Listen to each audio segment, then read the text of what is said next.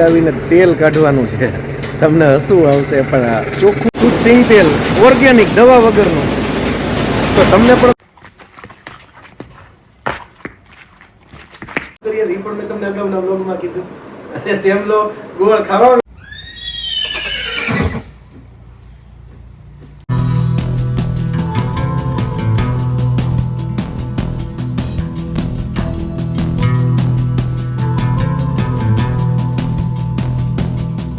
Good morning, જય શ્રી કૃષ્ણ, જય માતાજી, રામ રામ. ફરી મળ્યા એક નવા બ્લોગમાં. અને આજે વિલેજ લાઈફ એટલે કે દેશી સ્ટાઇલનું આજે રહેશે. કારણ કે આજે આપણે જે વાડીમાં સિંગ થઈ હતી એ પીલાવીને તેલ કાઢવાનું છે.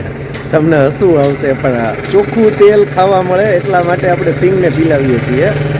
કારણ કે અત્યારે બધું ભેળસેળિયું કેમિકલવાળું તેલ આવે છે અને આપણને એક શોખ છે કે આપણે ચોખ્ખું શુદ્ધ તેલ ખાવું છે અને એ પણ ઓર્ગેનિક. આપણે જે સિંગ વાવેલી એમાં એક પણ જાતની દવા છાંટી નહોતી, તો ઓર્ગેનિક છે અને એ આપણી સિંગ છે અત્યારે આપણે પીલવા માટે ગાણી ઉપર આવી અને તેલના ડબ્બા મસ્ત તૈયાર થશે પ્યોર. તો અત્યારે એ કામગીરીમાંથી તો આજના બ્લોગમાં તમને આવું દેશી સ્ટાઇલવાળું વિલેજ લાઈફ બધી જોવા મળશે. સિટીમાં રહેવા છતાં મને જે દેશી સ્ટાઇલ ને વિલેજ લાઈફ ને એ ટાઈપનો શોખ છે તો એ તમને આ વ્લોગમાં હું બતાવીશ. તમારે અવનવા વ્લોગ બધા આવ્યા જ રાખશે, અવનવી બધી આઈટમો આવ્યા રાખશે, તો તમે બધું જોયા રાખજો. એમાંથી તમને કેવું પસંદ પડે છે એ પ્રમાણે કોમેન્ટ્સ કરતા રહેજો, બરાબર છે. અત્યારે આપણે આવી ગયા છીએ કિસાન મિની ઓઇલ મિલમાં અને આપણે શેંગ પેલાઈ જશે અને મસ્ત તેલ થઈ જશે. માર્કેટમાં તમને પ્રોસિજર બતાવું તો જો પહેલાં સિંગને ફોતરા ને બધું નીકળી જાય છે, પછી આની અંદર સિંગ ને બધી નાખવામાં આવે છે, એમાં તેલ નીકળે છે, પછી પાછું એમાંથી ખોળ નીકળો એ બીજા મશીનમાં જાય છે, એની અંદર નીકળે છે, અને છેલ્લે શુદ્ધ સિંગ તેલ અહીંયા નીકળે છે. આજના સમયમાં ચોખ્ખું તેલ મળવું ખૂબ જ અઘરું છે, તો આપણે એવું વિચાર્યું કે આપણે આવી જ રીતે ઘાણીનું મસ્ત શુદ્ધ સિંગ તેલ ઓર્ગેનિક દવા વગરનું. તો તમને પણ કોઈને આવી ઈચ્છા થાય તો હું એવું કહું છું કે આવી રીતે તમે પીલાવો અને આવું ચોખ્ખું સિંગ તેલ ખાઓ.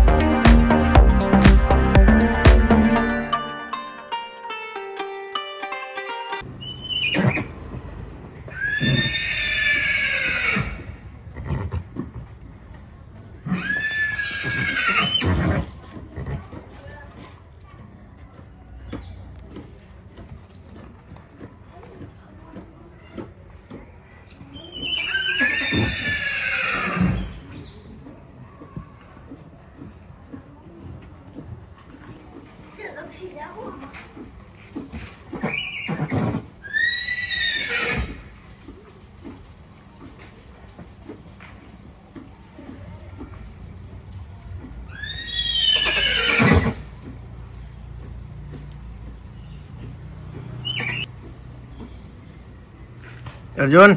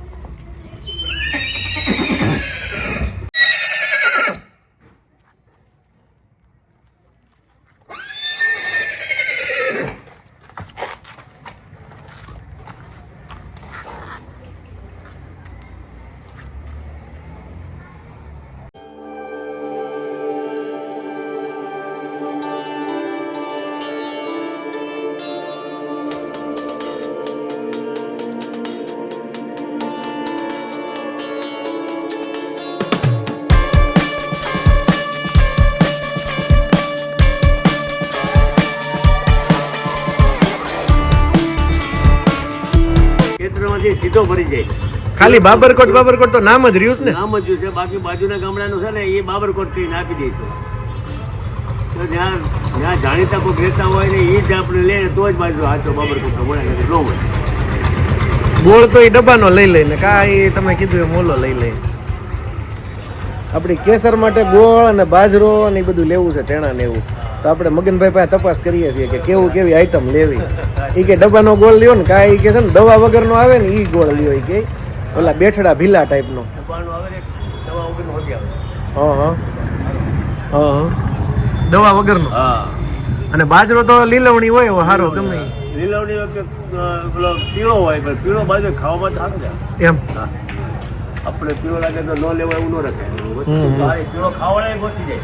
હા અને બાકી તો ચણા લઈ લઈ. હા બરાબર. અને બાજરો અને બાકી તો આપણે ઓલો સિંગ પીલાવી એનો ખોળ છે જ એક નંબરી બિસ્કિટ જેવો.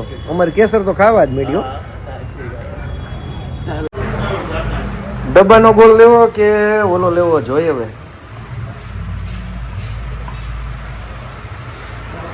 કેસર ને ચણા ને ગોળ ને બધું ચાલુ કરી દેવું છે.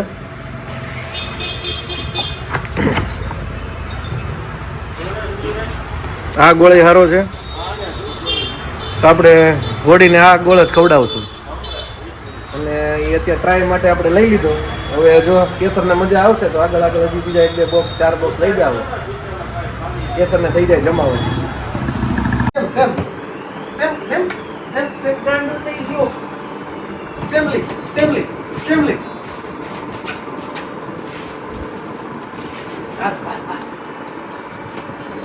હાલો તો દે બેટા.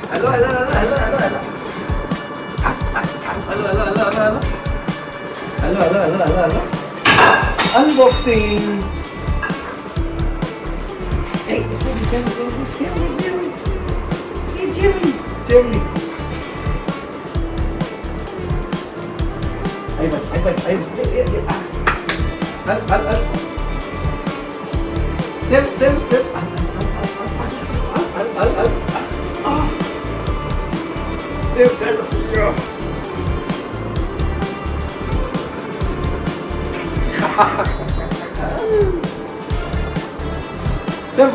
Unboxing.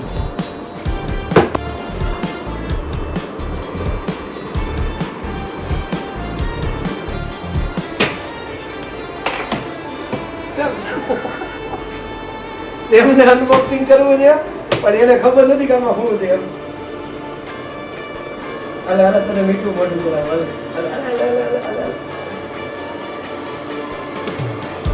તારી માટે કેસર માટે ગોળ છે એક નંબરી.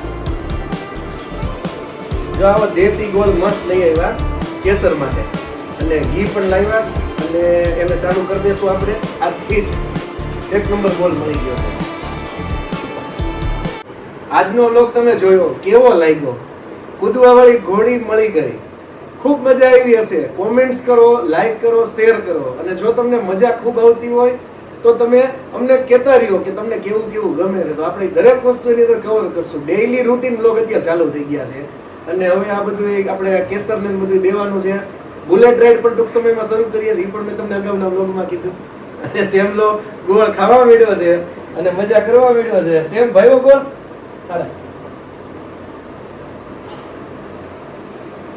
મીઠા મોઢા કરો.